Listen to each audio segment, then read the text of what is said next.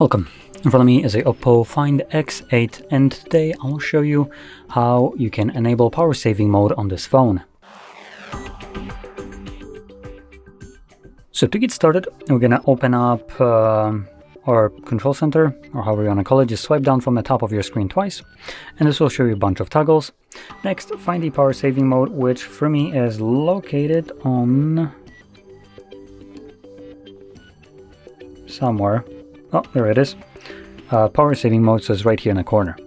Once you see this toggle, you can simply tap on it to enable it, and this will now begin trying to preserve battery usage by doing a couple things like lowering down your screen brightness, turning off Wi-Fi and mobile data when you're not using your device, and some other things like maybe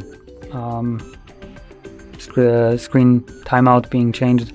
So anyway, if you've noticed that something is working weirdly when you enable this, it's probably due to the power saving mode. And the biggest one you'll notice is the notifications being delayed because of the disconnection from Wi-Fi and mobile data.